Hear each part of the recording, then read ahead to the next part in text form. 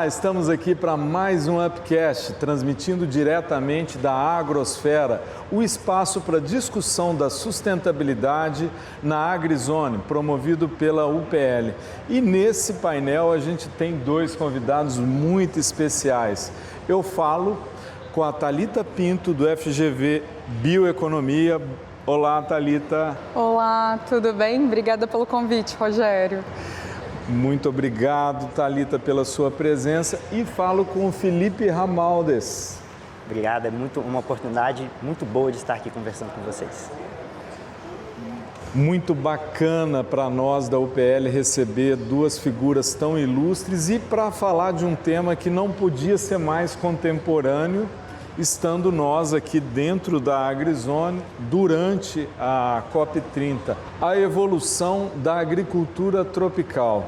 E Thalita, um dos pontos de maior destaque da programação aqui da AgriZone foi o lançamento de um certo trabalho da Fundação Getúlio Vargas. Você pode falar um pouco sobre esse estudo para a gente?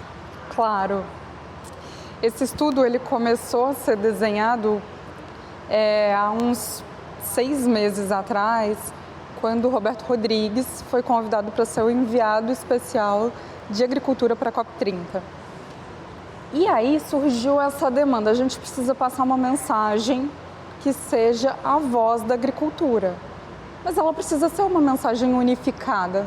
A gente não quer construir e falar pela agricultura. E o que aconteceu foi que a gente montou uma equipe para receber todas as propostas e textos que todo mundo do agro quisesse enviar para nós. E aí começamos a construir nosso documento. Ele está dividido em 2 partes. A primeira delas conta a história da agricultura tropical ao longo dos últimos 50 anos. E isso é muito importante porque é uma história de adaptação, Rogério. É uma história de adaptação porque toda a ciência e regulações relacionadas à sustentabilidade, redução de emissões, protocolos, elas são amparadas em tecnologias tropicais, em tecnologias temperadas, em ciência temperada. E isso não condiz com a nossa realidade. A nossa realidade é tropical. E aqui a gente já começa uma história de adaptação. E essa adaptação nos levou a um lugar de aumento de produtividade, a tecnologias que poupam terra e que sequestram carbono, além de reduzir os custos das operações. E que tem como co-benefício a mitigação. E não só isso, dentro de diversos contextos desse agro tropical, a gente tem economia circular. A gente usa resíduos e gera bioenergia, agroenergia. E a gente vai se desenvolvendo e reescrevendo ou escrevendo a nossa história de uma forma diferente. E sim, a gente tem que valorizar muito a ciência que já veio desses lugares de clima temperado, mas agora é o momento da nossa ciência subir ao palco e mostrar para o resto do mundo o porquê de nós sermos diferentes. Fantástico, Thalita. E visitando o tema da bioeconomia, do impacto positivo do agro, a gente chega até os serviços ambientais. E entre eles, entre essa vasta gama de serviços ambientais, Felipe, você que é um especialista em sustentabilidade da JBM, o que você pode nos dizer sobre os créditos de carbono, tão falados e tão pouco compreendidos? Rogério, nós na BMJ acompanhamos desde o início a regulamentação do mercado de carbono e a gente tem uma compreensão que foi essencial de que o agro ele não iniciasse como uma atividade regulada. Eu acho que a gente tem que olhar isso dentro de... Não. Felipe, só um ponto. O que é uma atividade regulada para quem está em casa e ainda não tem tanto contato com esse mercado? Perfeito, Rogério. O mercado de carbono ele tem uma experiência de muito tempo dentro de uma ótica em que o setor privado poderia fazer operações para, quando diminuir suas emissões, gerar um crédito de carbono e compensar para quem não consegue, de certa forma, reduzir suas emissões por algum tipo de dificuldade, falta de tecnologia ou um investimento que é muito alto para ser feito de forma imediata. E isso aconteceu muito de forma voluntária entre as empresas. E só que a gente precisa que os estados e os países, eles também entrem com essa ótica, porque tem setores que não, de certa forma, não fazem isso de forma voluntária. Então, aí que vem o mercado regulado, que é um mercado formal de cada um dos seus países. E o mercado regulado, ele faz com que algumas indústrias que mais emitem, elas precisam obrigatoriamente participar desse mercado para estimular a redução de emissões. E eu acho que tem uma ótica de uma discussão tropical, né, de como que a gente enxerga o mercado de carbono brasileiro, de que a gente precisa olhar para uma perspectiva histórica de um debate que ele já foi superado na regulamentação, né? A lei foi aprovada recentemente do Sistema Brasileiro de Comércio de Emissões e mesmo que ela tenha sido aprovada recentemente com o agro podendo ficar de fora num primeiro momento, é uma discussão que ela, de certa forma, ainda não foi 100% superada e é muito bom esclarecer aqui para os ouvintes. Se a gente olhar a perspectiva dos mercados de carbono mais maduros, né, Japão, Estados Unidos têm os seus subnacionais, a gente tem o mercado europeu, esses mercados, eles nasceram dentro da ótica da indústria, que a indústria, o setor energético são os que mais emitem.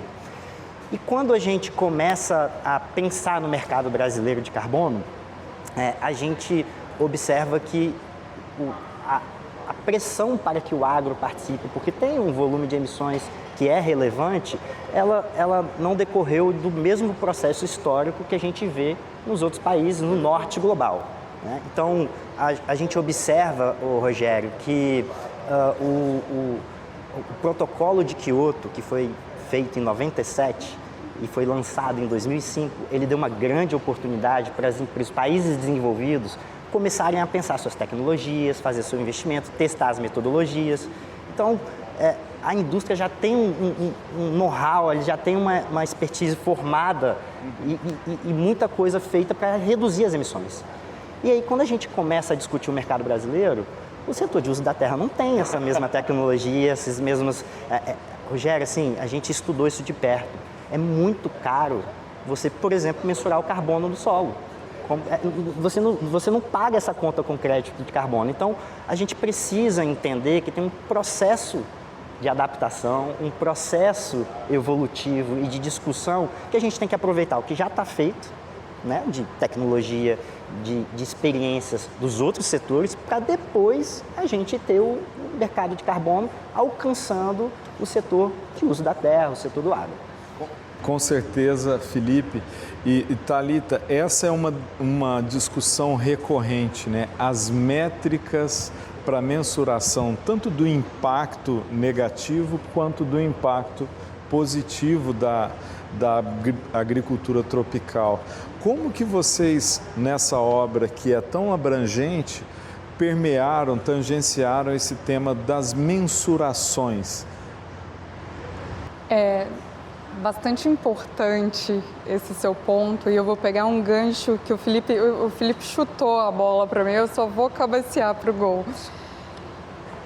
A agricultura tropical de fato é diferente e de fato é caro ir a campo, mensurar carbono e é um processo que além de caro é muito trabalhoso, é muito custoso. Mas aqui o nosso know-how, ou não sei se eu diria know-how, Felipe, foi a expressão que você usou, mas a nossa crença popular, ela mostra pra gente que essa agricultura, ela precisa de metodologias adaptadas a climas tropicais. Por quê? Porque, sim, somos um setor que emitimos, mas também somos a única atividade econômica capaz de sequestrar carbono. Felipe colocou perfeitamente. A indústria teve tempo para reduzir as emissões. Nós do agro, há 50 anos, a gente vem sequestrando carbono. Só um ponto que eu queria visitar, Thalita, quanto ao sequestro. Recentemente, o governo anunciou o Plano Clima. Como é que as questões do sequestro do agro ficaram dentro do Plano Clima? O Plano Clima ele ainda está em discussão, ele não foi oficialmente lançado, Então, em relação ao agro, existia uma expectativa de que fosse lançado agora durante a COP, mas, bom, como o Plano Clima é um plano de política de mitigação doméstico, pode ser que fique para depois da COP. Então, nenhum martelo foi batido ainda, mas a gente tem que ver, porque o Brasil passa por um problema que é diferente do problema do resto do mundo. O que responde majoritariamente pelas nossas emissões é uma atividade ilegal, que precisa ser tratada e punida de tal forma. E quando a gente pega um setor produtivo que passa por uma série de critérios, de regras, de compliance, que gera alimento, que gera bioenergia, que participa de uma economia circular, que gera empregos, a gente não pode atribuir isso ao setor. Não é justo, não é honesto. Então, aqui a gente faz inclusive um chamado para que as coisas sejam separadas. Quem desmata ilegalmente é um criminoso. Quem está no campo, produzindo, pagando imposto, cumprindo regra, é um trabalhador. E são coisas completamente diferentes e precisam ser endereçadas de formas diferentes. Com certeza. Boa parte das emissões do Brasil são emissões de uma atividade ilícita e antieconômica. E é o único país do mundo onde isso acontece. Em nenhum outro lugar a principal fonte de emissões é uma atividade ilegal. Essa é uma realidade desafiadora para o Brasil. E, Felipe, quando a gente fala de emissões, a gente volta a permear a posição do agro no mercado de carbono. Ele ficou de fora, mas também não ficou.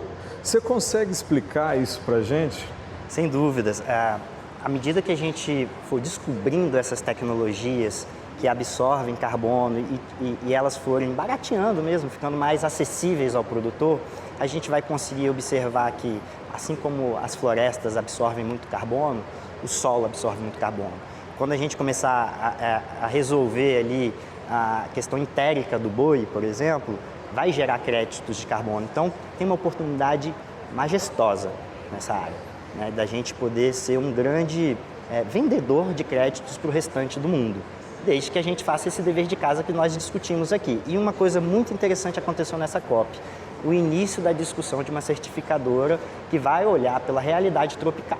Então, essa discussão está acontecendo, a gente não vai ter que seguir todos os protocolos e espero que isso seja devidamente endereçado e acordado, e aí sim, nas negociações formais da COP, para que a gente possa ter metodologias mais adequadas para essa realidade que a gente está discutindo aqui na mesa. Como a Thalita muito bem colocou, o Plano Clima ele não está chancelado, o que a gente conhece das versões públicas para debate recebe uma carga de crítica muito grande por falta desse olhar para a realidade tropical e também pela falta da contemplação dessa questão relacionada ao desmatamento ilegal, que segue misturado à atividade econômica do agronegócio. E diante dessa situação, qual a expectativa, ou pelo menos a esperança, Thalita, que você enxerga para esse cenário? Eu gosto da palavra esperança. Eu espero que a ciência e as questões técnicas prevaleçam. E aqui eu não estou fazendo juízo de valor, nem buscando um resultado específico. A ciência é neutra. A gente não define o resultado antes de começar o estudo. Eu venho da academia e é nisso que eu acredito. E é nisso que eu acredito, que eu espero que aconteça com o nosso Plano Clima. Porque, por exemplo, a forma de se reportar as emissões dentro dos inventários do IPCC, que é o grande órgão que regulamenta isso no mundo inteiro, ela tem alguns critérios, alguns grupos emissores.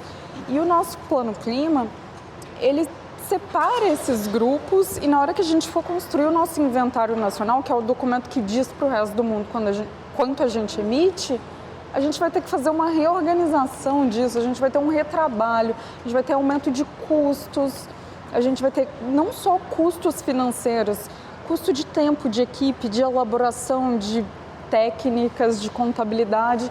Então, assim, não faz tanto sentido. Se por um lado a gente sabe que o agro brasileiro, o agro tropical, ele sequestra carbono, a gente também sabe que dentro dos critérios do IPCC, a gente tem um grupo de emissões, que é o grupo de uso e mudança do uso da terra. E a agricultura está ali dentro. E a única atividade que remove carbono é a atividade de uso da terra. E a agricultura está separada ali dentro desse grupão todo. E está tudo bem, a gente emite sim, mas colocar as emissões do desmatamento na nossa conta é fazer um efeito reverso. Daí a gente está falando de 25% do PIB brasileiro dentro da atividade da cadeia produtiva do agronegócio. A gente está falando de 20% da geração de empregos nesse país. A gente está falando do setor econômico que garante o superávit da nossa balança comercial, que garante que a gente exporte mais do que importe do resto do mundo. E aí, por que a gente precisa tratar com mãos de ferro justamente um setor que entrega tanto para o país? E alguns dados que são importantes, além da gente ser o principal produtor e exportador do mundo de commodities relevantes, como soja, proteína animal, açúcar, a nossa matriz é uma das mais limpas do mundo, a nossa matriz energética. 50% da nossa matriz energética é renovável. Dessa metade que é renovável, 60% é a agroenergia. Vem de fontes diretas da biomassa. Isso significa que 30% de toda a energia gerada no Brasil vem do agro.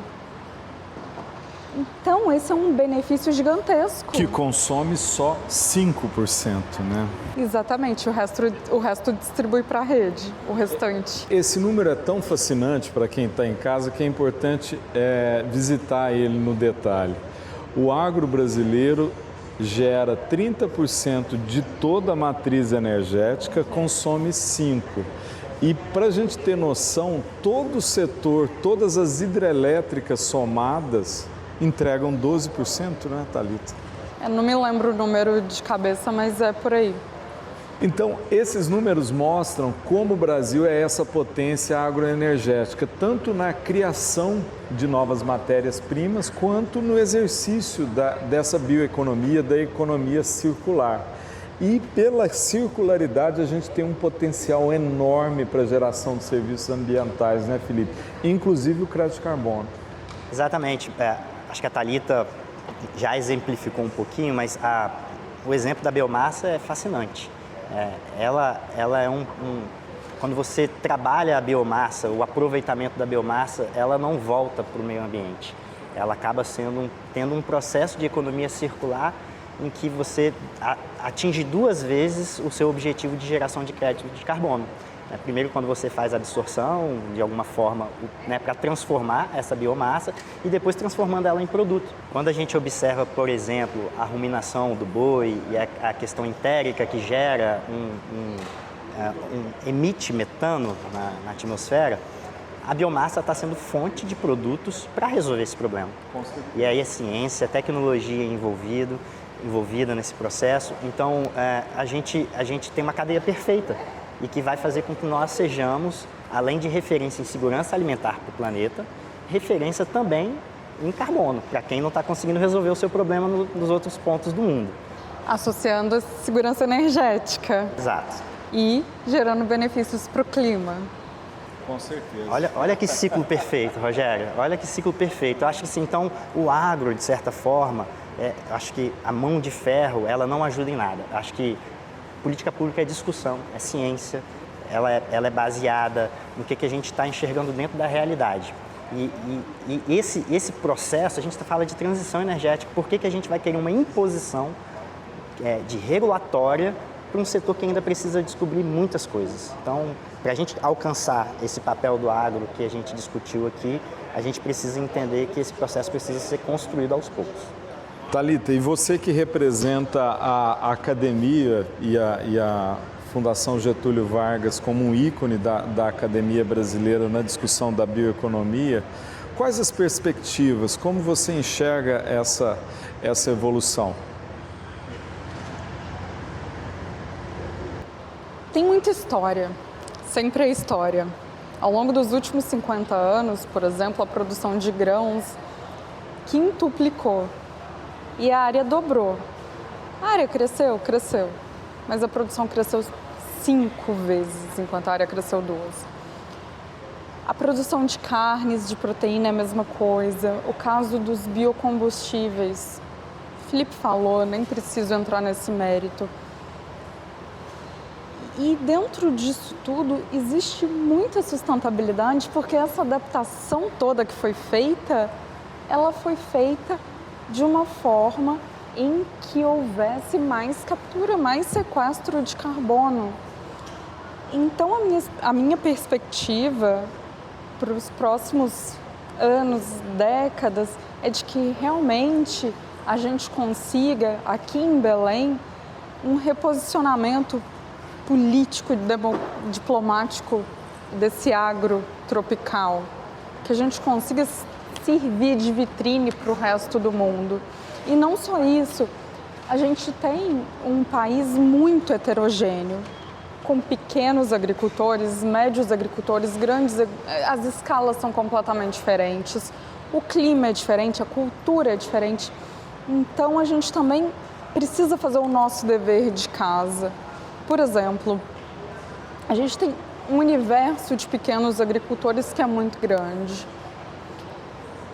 Aqui a gente precisa de assistência técnica, a gente precisa de transferência de tecnologia, de fontes alternativas de financiamento que sejam menos burocráticas, mais acessíveis e que tenham uma carência maior para que essas pessoas consigam ter esse retorno financeiro para aí sim começar a cumprir suas obrigações financeiras.